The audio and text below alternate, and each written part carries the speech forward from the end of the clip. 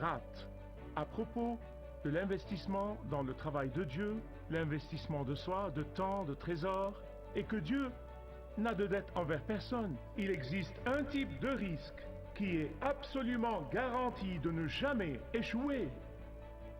C'est le risque de la foi. Maintenant, il ne vous devra rien. Il vous bénira au-delà de ce que vous avez fait. Les hommes d'affaires investissent tout le temps dans les entreprises. Ils n'ont pas de garantie. Et pourtant, si peu de gens veulent délibérément, intentionnellement et volontairement vraiment prendre ce risque de foi. Ceci est le risque de vivre généreusement. Ceci est un investissement qui, si vous le faites dans le royaume de Dieu, vous avez un garant qui va vous rendre plus que ce à quoi vous vous attendez.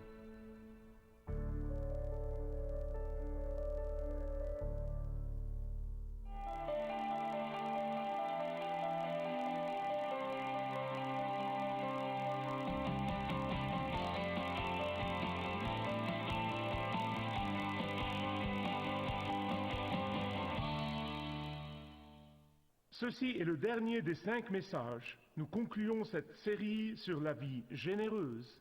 Et donc nous fermons le cercle avec l'épisode 5 où nous voyons Franck être littéralement transformé du don de forme à la générosité, du devoir à la joie dans le service. Il est allé du fait de finir une obligation à la vraie générosité intentionnelle. Il va de penser qu'il est le possesseur de ce qu'il a, à reconnaître qu'il n'est que l'administrateur de toute l'intendance, que tout ce que Dieu a placé dans sa main. Et donc, avec cette introduction, regardons l'épisode 5.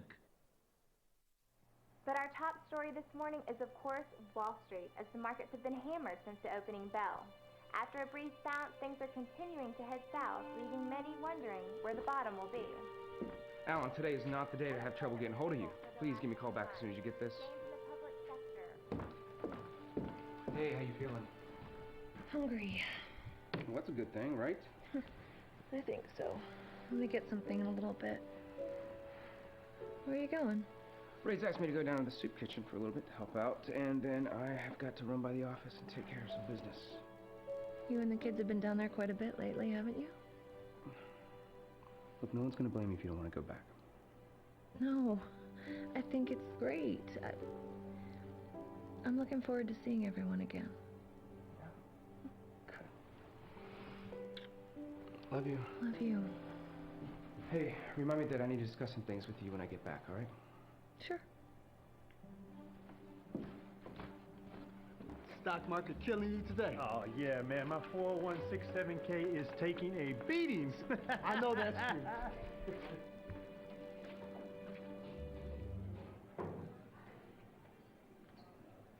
Mr. Donovan. Hey, sorry I'm late, Ray. What's all this? It's a beautiful day, Mr. Donovan. Can you feel the sunlight just streaming in? You mean the sunlight coming through those holes in the ceiling? But not for long. Those grants we applied for came through. This place is getting new life. Oh, that is excellent news, Ray. You guys deserve this. That's not even the best part. Those men there are from Somerset Construction. I don't know if they're getting some kind of matching dollars or what, but they're looking to hire as many folk from the kitchen as possible for the labor, even offering training for certain positions. Oh, well, let me know if they have room for a volunteer. I got a hammer. At least I think I got a hammer.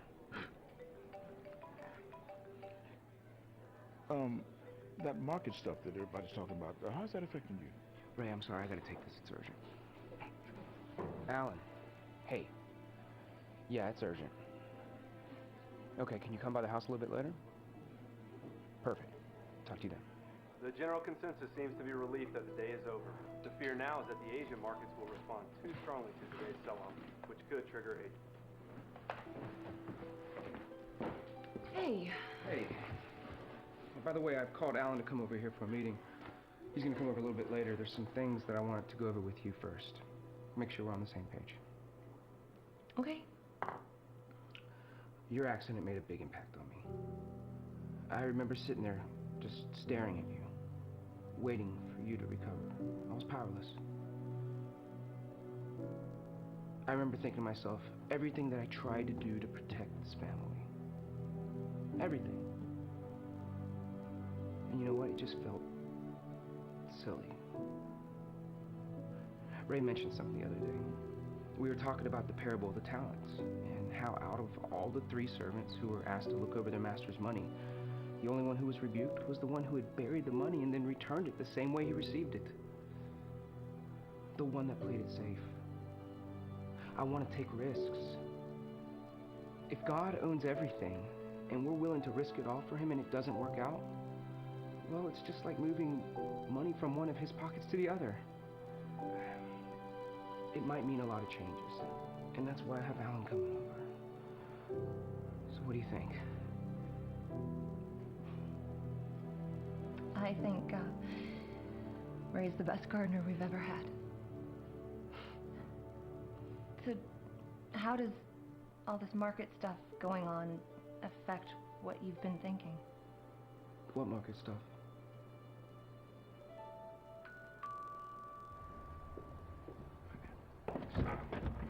Hey, Ray. Hi, Miss Donovan. How you doing? Good. I just came by to reseed a couple of patches in the yard, and I wanted to give you a little present, in case you couldn't find yours. Wow, this is a beauty. You swing that in, right? Right. How are things going down there? You know, right after you left this morning, we got a call, said that there were holes in the grant application. They wouldn't even review it until we corrected it. Government. Yeah, right. I was just trying to figure out how Somerset Construction could already be on site and they haven't even reviewed the grant application. I don't know. I guess you'll have to ask them. Well, that's the thing, I did. No one over there seemed to know anything about any grants. Strange. Hey, I got a family meeting, so I gotta run too. Yeah, right. One thing I wanted to ask, doesn't your company own Somerset? Gosh, Ray, I got so much stuff on the plate right now, and I really don't want to talk business. Yeah, I understand. Thanks for the hammer, Ray. You're welcome, Mr. Donovan. Sorry about that, Alan. You were saying? So, I know how important security is to you, so I've prepared some ideas to fortify your portfolio in light of today's events. Maybe I wasn't that clear with you earlier today, Alan. We actually had some of our own ideas, as a family. Okay, sure. Our goal is to increase liquidity across all areas. We want to start by dismantling our intentionally defective Grand Montrose.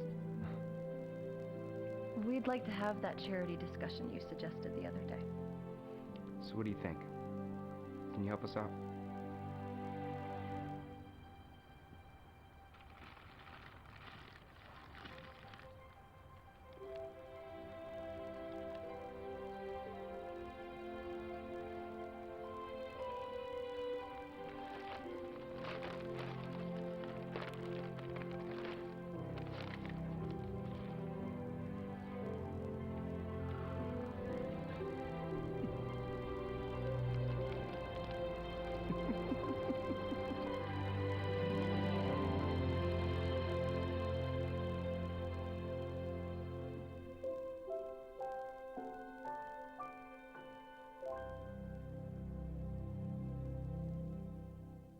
Quand j'ai entendu les mots des lèvres de Frank à propos du risque, je prendrai des risques, j'ai pensé à comment littéralement chacun de nous, chaque jour, nous prenons des risques.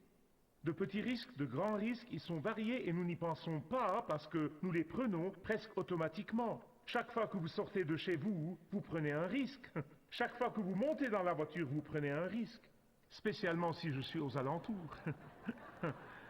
Je veux dire, chaque fois que vous prenez un avion, vous prenez un risque. Chaque fois que vous faites un investissement dans le marché, c'est un risque. Et nous prenons tous des risques. Souvent, nous n'y pensons pas. À n'importe quel moment, n'importe lequel de ces risques pourrait échouer. Et pourtant, il y a un type de risque qui est absolument garanti de ne jamais échouer. C'est le risque de la foi, parce qu'il est garanti par le Seigneur lui-même. Pourtant, si peu de gens veulent délibérément, intentionnellement et volontairement vraiment prendre ce risque de foi. C'est le risque de la vie généreuse. C'est le risque d'investir de soi-même dans le travail de Dieu. C'est le risque de semer des graines généreusement pour qu'elles puissent produire 100 fois plus. C'est un risque d'accomplir l'objet de Dieu pour votre vie et le plan de Dieu pour votre vie. Vous voyez, l'analyse des risques se rapporte aux coûts et aux résultats. Et les hommes d'affaires savent cela, ils le comprennent. Mais le risque de la foi est confiant du résultat.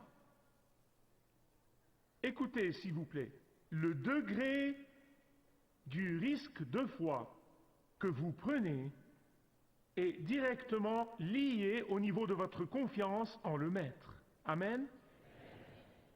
Les chrétiens veulent de plus en plus rester en sécurité. Nous voulons de plus en plus avoir une chrétienté confortable. Nous nous asseyons continuellement sur nos bancs confortables dans l'église, les chauffant et laissant les peu qui restent prendre des risques.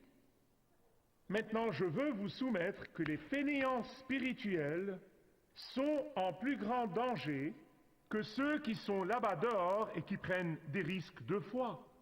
La chrétienté confortable paraît peut-être sauve et sécurisée, mais elle nous détruit de l'intérieur.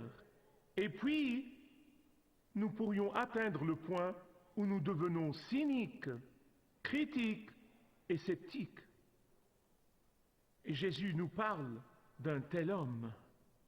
Cet homme qui pensait que la foi chrétienne est un spectacle sportif, cet homme qui a pris le terme fainéant spirituel à un niveau encore plus bas, non seulement en diminuant son intendance, mais il est devenu cynique, critique et sceptique envers le Maître. J'espère que vous avez déjà tourné avec moi à Matthieu 25. Vous vous rappellerez dans la vidéo, c'était la parabole du talent dont Franck parlait à Ray et elle lui a donné une nouvelle vision de la vie. La vision du risque sain, la vision de la vie généreuse, la vie pour croire Dieu sur parole, la vision pour croire en les promesses de Dieu, sachant que Dieu ne laissera jamais le risque de la foi échouer.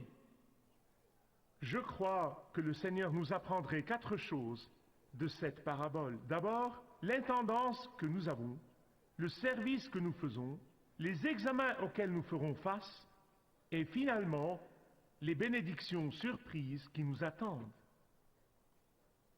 Chacun de nous, toute personne sur terre, jeune ou vieille, riche ou pauvre, il nous est tous donné une intendance avec notre nom écrit dessus. Elle n'appartient à personne d'autre ne peut l'utiliser, elle est la vôtre, Dieu vous l'a donnée avec votre nom écrit dessus. Il n'existe pas 2 personnes avec la même intendance. Elles pourraient être membres de la même famille et avoir 2 intendances différentes. Il nous a tous été donné une intendance. Tous les 3 serviteurs ont reçu de différentes quantités. Les 2 premiers qui ont cru la parole du Maître, qui ont pris la parole du Maître au sérieux, qui l'ont cru sur parole, ils ont reçu 2 différentes quantités à investir. Ils ont rendu 2 différents montants. Et pourtant, la chose qu'ils avaient tous 2 en commun est qu'ils ont doublé ce qu'ils ont reçu. Ils l'ont doublé. L'intendance que l'on a. Deuxièmement, le service qu'on fera. Ces 2 premiers hommes ont représenté la vraie fidélité. La vraie fidélité. Et alors, leur service était avec grande joie. Pas une sensation de devoir, pas une sensation de corvée, mais c'était la vie généreuse, c'était une vie de bonheur et de joie. Et ils sont revenus sans sentir qu'ils avaient un fardeau ou une tâche à accomplir ou une corvée, ou qu'ils suaient en disant « Oh, je dois être fidèle, je vais essayer d'être fidèle, je dois vivre généreusement, ou quand j'y arriverai, je serai généreux. » Non, non, non, non, non, vous manquez le point. Ça devient seconde nature pour vous. Et c'est pourquoi chacun d'eux a doublé le capital, a doublé les investissements. Ils ont tous deux gagné des montants égaux à ce qu'ils ont reçu. Ils l'ont doublé. Le problème survient quand vous essayez de comparer votre intendance à celle de quelqu'un d'autre. Ne comparez pas votre intendance avec une autre. Et même alors, le problème n'est rien comparé à ce que le troisième homme a fait. Je veux dire, il a passé son temps à se plaindre, grogner, furieux et agité. Il a passé son temps à se plaindre à propos de l'injustice du maître et comment il était injuste et pourquoi il ne lui a pas donné plus, quelle vie difficile il a eue et combien les choses vont mal. Vous voyez, quand Franck a complètement compris cette parabole des talents, il a joyeusement réarrangé ses priorités. Il a complètement ignoré ce qui arrivait dans le marché. Ça aurait été différent avant qu'il soit transformé. Écoutez-moi bien sur ce point. Si vous servez avec quel que soit le talent que vous avez, quels que soient les dons que vous avez, quelle que soit l'intendance que vous avez, avec la joie et un désir de maximiser votre intendance, c'est une indication claire du fait que vous aimez Dieu de tout votre cœur, votre pensée et votre âme. Si votre réaction est « Eh bien, tu sais, je ne peux pas faire beaucoup, je n'ai pas beaucoup de dons, je ne peux rien accomplir, j'essaye juste de garder ma tête au-dessus de l'eau », j'ai des nouvelles pour vous. Vous êtes en danger de vous noyer. Si vous commencez à penser de cette façon, vous êtes en danger de vous noyer. Vous voyez l'intendance que nous avons tous, le service que nous faisons, et troisièmement, l'examen auquel nous ferons face. Il y a quelque chose ici que vous avez peut-être raté, et je veux juste m'assurer que vous ne le ratez pas. Dans cette parabole, le Seigneur ne leur a pas donné la durée exacte de l'absence du maître. Il n'a pas dit, regardez, vous commencez à travailler et je serai absent pour 1 an, 2 ans, 10 ans, 20 ans, quel que soit. La durée n'est pas mentionnée. L'intervalle de temps où il sera absent n'est pas mentionné. Savez-vous pourquoi? Parce que ce n'est pas important. Ce n'est pas important. Ce qui est important à savoir est que le jour des comptes va venir tôt ou tard. Quand le maître a dit aux 2 premiers « C'est bien, serviteurs bons et fidèles », il les félicitait pour leur attitude de vie généreuse et pas pour leur performance.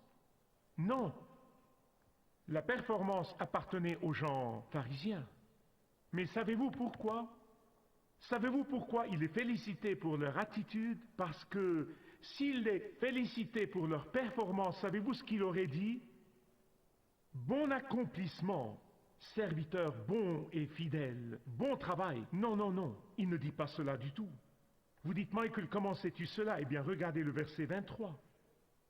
Bon et fidèle. Que veut dire bon et fidèle? Ce sont des traits de caractère, pas quelque chose que je fais pour que les gens puissent me remarquer et dire « Oh, regardez-le, regardez-la ». Non, non. C'est pour l'attitude du cœur que le maître les féliciter. Voici quelque chose qui sidère ma pensée à chaque fois, non seulement dans cette parabole et plusieurs autres, alors que je lis l'Écriture et je lis toute la Bible chaque année. Le Dieu de puissance et de force, le Dieu de sainteté, juste, puissant, Dieu omnipotent de l'univers, félicite ses serviteurs.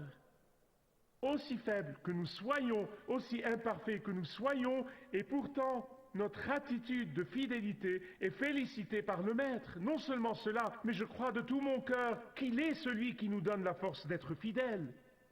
Sans sa force, je ne peux rien faire. Et pourtant, il les loue pour cela. Je n'ai jamais trouvé dans les récits que Jésus a jamais condamné quiconque pour un mauvais investissement. Il ne condamne que s'il n'y a pas d'investissement du tout. Pensez à cela. Pensez à ceci alors que vous lisez ce qui est écrit dans l'Évangile. Il n'a jamais condamné personne pour un mauvais investissement, seulement pour ne pas avoir fait d'investissement du tout. Il a donné ses différents talents à ces 3 personnes différentes, et quand il les leur a donnés, il n'a pas dit « Oh, voici pour toi, garde-le avec toi ». Agis prudemment, ne prends pas de risques. Il n'a pas dit « Cache-le, salut ». Non. Il a dit, utilise-le, investis-le, fais-le grandir. Mais voici quelque chose d'autre à propos du 3e serviteur que vous ne devriez pas manquer. Ce 3e serviteur ne représente pas les athées et les agnostiques et les dépravés. Il ne fait pas ça. Je vous le promets, il ne les représente pas. Il a reconnu la possession du Maître. Il ne l'a pas pris ni ne l'a dépensé pour une vie immorale. Il ne l'a même pas utilisé pour des poursuites égoïstes. Êtes-vous avec moi? Il ne faisait juste pas confiance en la parole du Maître. Il ne l'a pas cru sur parole. Il n'a pas fait confiance en ses promesses. Il n'a pas tenu compte de son intendance. Ce 3e homme représente tellement de nos chauffeurs de bancs dans tant d'églises aujourd'hui. Ils apprécient peut-être l'environnement spirituel, ils apprécient peut-être la communion des frères, ils apprécient même peut-être la venue à l'église aux occasions, ils disent même peut-être aux gens avec fierté « Je suis membre de l'église telle ou telle ». Ces gens qui sont juste des compagnons de chrétiens n'ont en fait jamais abandonné leur vie à Jésus-Christ. Si ceci représente qui que ce soit dans cet endroit ou regardant à travers le monde, maintenant, je vous implore, repentez-vous et faites-le maintenant avant qu'il ne soit trop tard. Ce qui distingue les 2 premiers du 3e est que les 2 premiers ont tout investi joyeusement. Investi tout. Celui qui avait 5 a investi 5, celui qui avait 2 a investi 2. Ils ont tout investi. L'intendance que nous avons, le service que nous faisons, l'examen auquel nous ferons face, les bénédictions surprenantes qui nous attendent. Encore et encore et encore dans les évangiles, Jésus a enseigné que dans l'Église visible, il y aura du blé et des tares. Dans l'Église visible, il y aura des brebis et des chèvres. Dans l'Église visible, il y aura toujours les vrais croyants authentiques, les croyants fidèles et les faux croyants. Oh, je sais, et vous savez que parfois, par les apparences, c'est difficile de faire la différence. Extérieurement, ça pourrait être difficile de distinguer entre eux. Extérieurement, ils se ressemblent peut-être. Et extérieurement, ils paraissent peut-être faire les mêmes choses. Mais ceux qui ne sont pas authentiques ne sont pas productifs. Et voici un principe divin que vous ne devez jamais oublier. C'est un principe divin de la parole de Dieu. Ceux qui sont faux et qui refusent de se repentir, ils perdront tout. Ils perdront tout. Mais ceux qui sont de vrais intendants fidèles, ils gagneront tout. Beaucoup de gens disent que c'est injuste de prendre le talent et de le donner à celui qui avait plus. Dieu est non partial. Dieu est très juste. Et sa parole est un avertissement pour nous tous. Jésus a dit, quiconque laisse quoi que ce soit de valeur, quiconque de valeur, même des membres de sa famille, pour moi et pour mon royaume, ne sera pas juste béni dans cette vie, mais pour l'éternité. Croirez-vous Dieu sur parole? Je pense que pour chacun de nous, seul vous savez vraiment si vous êtes des serviteurs joyeux ou juste des consommateurs religieux. Seul vous le savez. Et je peux vous dire une chose, les mots de ce message peuvent servir comme un appel de réveil pour appeler certains au repentir.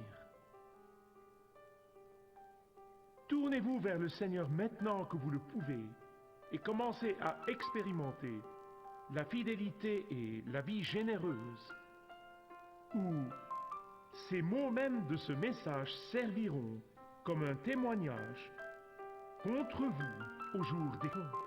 Merci de regarder ce programme. Marcher avec le guide est un programme et un ministère de Kingdom 7 que je vous présente chaque jour en anglais, en arabe et en français, dans l'espoir que Dieu l'utilise pour vous toucher et toucher vos besoins. Et je prie que Dieu ait déjà guidé beaucoup d'entre vous dans une relation plus forte et plus profonde avec lui à travers Malakut Sat. Que Dieu vous bénisse.